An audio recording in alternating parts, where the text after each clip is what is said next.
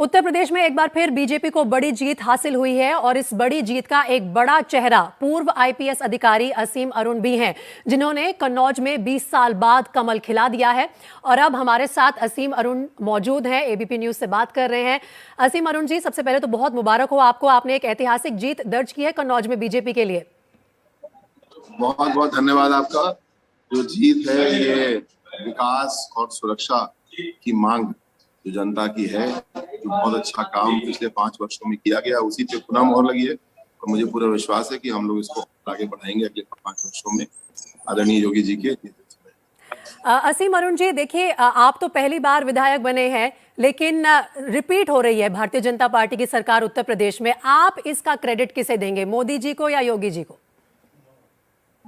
मैं इसका सबसे ज्यादा क्रेडिट दूंगा पूरे उत्तर प्रदेश की जनता को, जिसने 2 बहुत बड़े संदेश दिए। पहला, परिवारवाद, वोटों की ठेकेदारी, वोटों की खरीदारी को पूरी तरीके से नकारा गया है।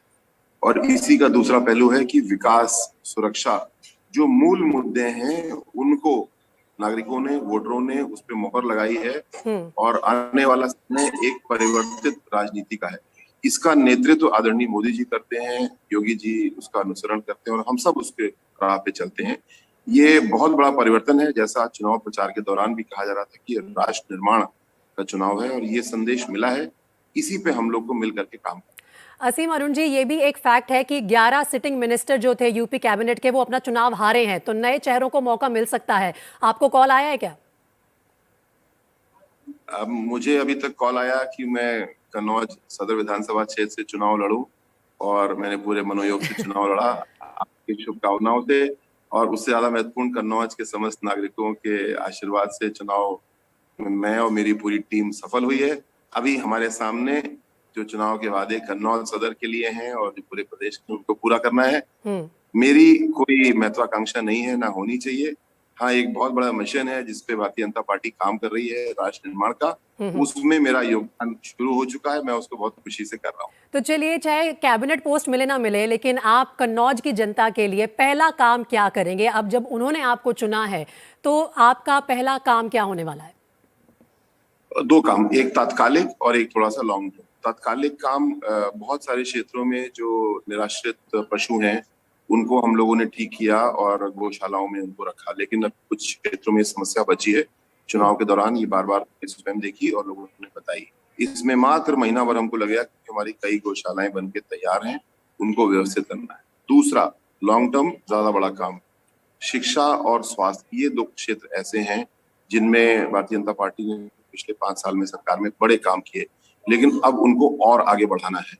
क्योंकि जिस व्यक्ति के पास पैसा है वो अपने बच्चों की शिक्षा या अपने परिवार का इलाज कहीं ना कहीं करा लेता है, लेकिन जो मध्यम वर्ग है, ग्रामीण में इलाकों में लोग रहते हैं, जिनकी आय कम है, नगर में भी, उनके लिए सरकारी शिक्षा, सरकारी स्वास्थ्य की सेवाएं और मजबूत करनी है।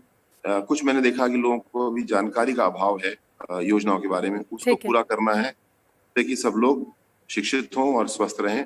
ये 2 काम तत्कालिक करने हैं, वैसे बहुत सारे काम सूची में हमारे हैं। बिल्कुल बिल्कुल ठीक कहा आपने। असीम अरुण जी, आप उस समाज से आते हैं ट्रेडिशनली जिसका वोटर बीएसपी के लिए लॉयल रहा है, लेकिन इस बार बीएसपी का सिर्फ एक विधायक चुना गया और मायावती कह रही है कि भारतीय जनता पार्टी ने लोगों में भ्रम फैलाया, इसीलिए हम हार गए। उनकी हार का कारण आपके हिसाब से क्या है?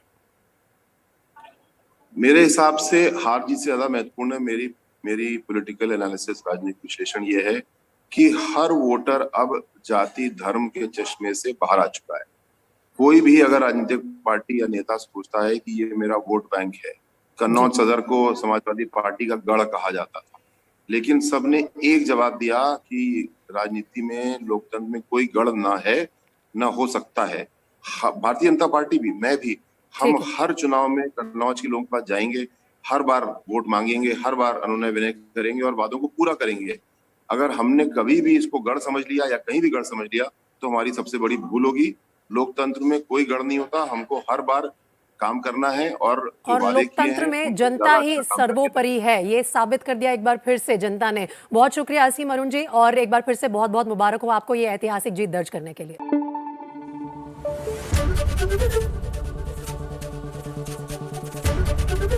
एबीपी न्यूज आपको रखे आगे।